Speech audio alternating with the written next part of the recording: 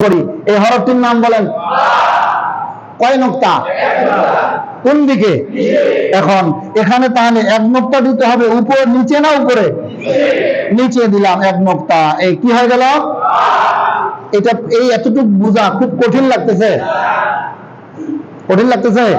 এখন বলেন এইভাবে কথাটা বলেন এক দাঁতের নিচে এক নোক্তা দিলে বলেন বা এক দাঁতের নিচে এক নোক্তা দিলে বা এই কথাটা কঠিন 5টা মিনিট একটু পড়েন আমার সাথে এক দাঁতের নিচে এক নোক্তা দিলে বা আবার বলেন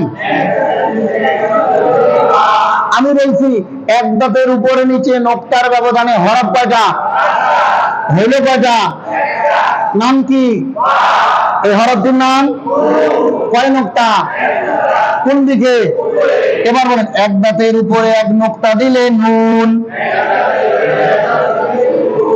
আবার বলেন এক দাঁতের উপরে এক নোক্তা দিলে নুন এইবার বলেন আবার বলেন একসঙ্গে বলেন এবার বলেন এখানে আমরা কয়টা হরফ পাইলাম কয়টা পাইলাম এক দাঁতের উপরে নিচে নোক্তার ব্যবধানে কয়টা হরফ পাইলাম এবার এই হরফটির নাম বলেন আবার বলেন কয় নোক্তা কোন দিকে এক দাঁতের নিচে দুই নোক্তা দিলে ইয়া আবার বলেন এক দাঁতের নিচে দুই নোক্তা দিলে ইয়া এই হরফটির নাম আবার বলেন কয় নোক্তা কোন দিকে এক দাঁতের উপরে দুই নোক্তা দিলে তা আবার বলেন এক দাঁতের নিচে দুই নোক্তা দিলে ইয়া এক দাঁতের উপরে দুই নোক্তা দিলে তা এই হরফটির নাম বলেন আবার বলেন কয় নোক্তা কোন দিকে এক দাঁতের উপরে তিন নোক্তা দিলে সা আবার বলেন এক দাঁতের উপরে দুই নোক্তা দিলে তা আবার বলেন এক দাঁতের নিচে দুই নোক্তা দিলে ইয়া আবার বলেন এক দাঁতের উপরে এক নোক্তা দিলে নুন আবার বলেন এক দাঁতের নিচে এক নোক্তা দিলে বা বিরক্ত হচ্ছেন হুজুর বারবার পড়াচ্ছি যে আচ্ছা এবার তাহলে আপনাদেরকে একটু রেস্ট দেই আমি লেখালেখি করব আপনারা শুধু টুস করে নামটা বলবেন পারবেন না আচ্ছা আচ্ছা আচ্ছা রেডি তাহলে এক দাঁতের উপরে নিচে আমি নোক্তা বসাবো আপনারা নোক্তা দেখে হরফটির নাম বলবেন পারবেন না ইনশাআল্লাহ জি রেডি নাম বলেন আবার কারণ আমরা কিছুক্ষণ আগে পড়ে আসলাম এক দাঁতের নিচে নোক্তা দিলে বা হয় পড়ে আসলাম না আচ্ছা আবার বলেন আবার বলেন আবার বলেন এবার বলেন আবার বলেন একসঙ্গে বলেন এবার বলেন আবার বলেন সবাই বলেন এবার বলেন আবার বলেন এবার বলেন খুব কঠিন লাগতেছে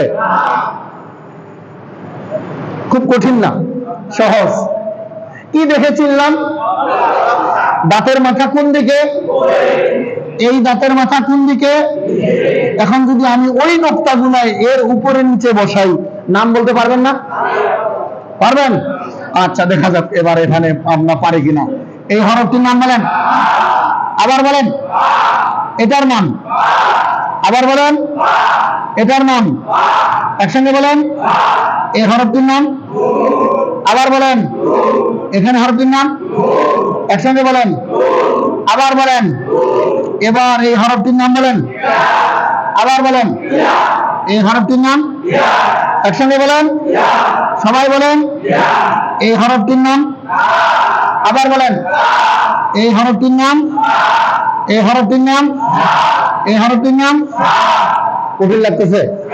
সহজ। তাহলে আমরা এক বাদ দিয়ে কয়টা হরফ শিখলাম? কিসের ব্যবধানে? এখন এখানে মানে একের ভিতর 5, একের ভিতর, এই যে এই সূরাতে আমরা হরফ পড়লাম কয়টা? 5টা। এখানে কয়টা? এই এক দাঁত দিয়ে হরফ পড়লাম কয়টা? এখন এখানে মনে মনে নিচে একটা নোক্তা দেন বা, উপরে একটা নোক্তা, নিচে 2 নোক্তা, উপরে 3 নোক্তা। তা কয়ে লইছেন? তা কইছেন নি কেউ? তা কইছে, আমি শুনছি তো। কয় হুজুর ইয়ার পরে তো তা পড়াইছে, তাই কবে? কোরআন শরীফে ইয়ার পরে তা আসবে নি, এরকম সিরিয়াল আসেনি? কোন সময় কোন হরফ আছে খেয়াল তো নাই।